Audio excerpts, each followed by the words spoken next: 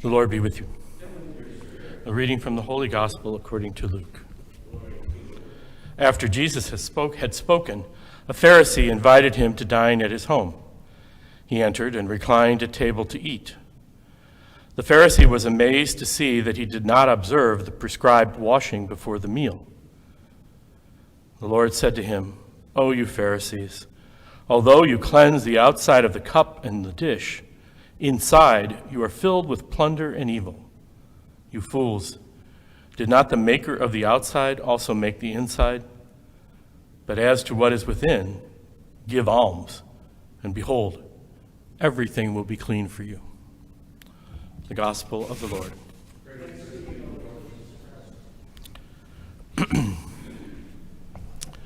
One of my favorite little short stories by the Catholic Southern writer Flannery O'Connor is a little short story called Revelation.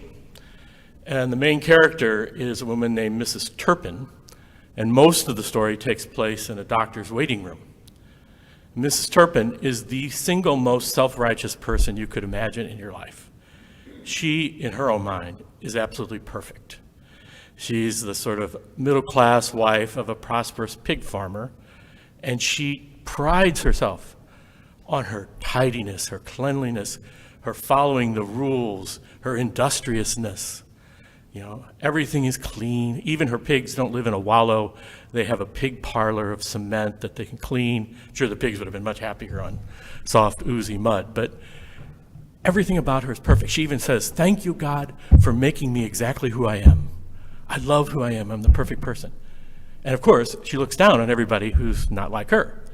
So she spends most of her time in this waiting room during the story talking about how unindustrious, how lazy, how dirty all of the poor folks around her, the poor whites and the poor black folks around her. She's constantly looking down on them and telling everyone how wonderful she is.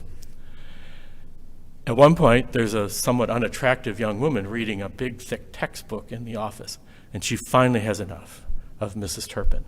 And at one point, she yells out, he calls her a warthog from hell, and throws this heavy textbook at her head, knocks her out.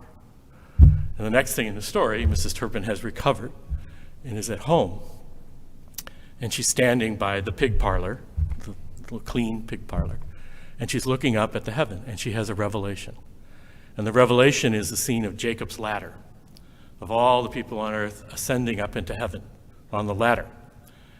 And the first group of people on the ladder are all the people she looks down on. It's all the poor folks she's been putting down about being lazy and not following the rules and all this. And they are singing, but they're singing out of key. They're dancing, they're skipping, they're hopping, they're joyous, they're leading the way into heaven. And at the very end of the line are all the Mrs. Turpins. And they're all marching exactly in step, and they're all singing right on key, and they all have very serious, somewhat unhappy looks on their faces as they bring up the rear of all the people going to heaven. And at that moment, one hopes that Mrs. Turpin has finally received salvation. Because what's clear during the book is she thinks she doesn't need redemption. She doesn't need salvation. She saved herself. She's exactly what St. Paul is talking about in the first reading today. She embodies what is the most dangerous thing for a Christian. The most dangerous thing for any of us is to be proud of our obedience, of our righteousness. The most dangerous thing for us is to believe in our own rule following, our own obedience, rather than the perfect work of Jesus Christ. Once we do that, Paul says very clearly, we're severed from Christ. We'd have to be justified by the law.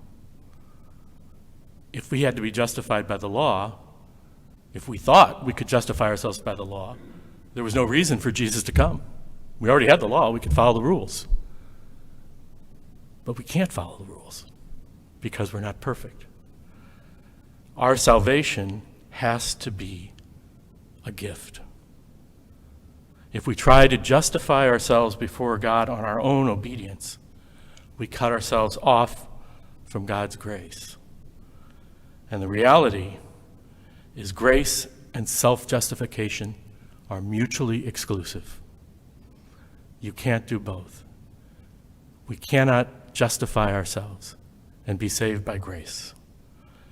The minute you think, Paul says that, the minute you think you're accomplishing your own salvation, you've severed yourself from the grace and mercy of Christ.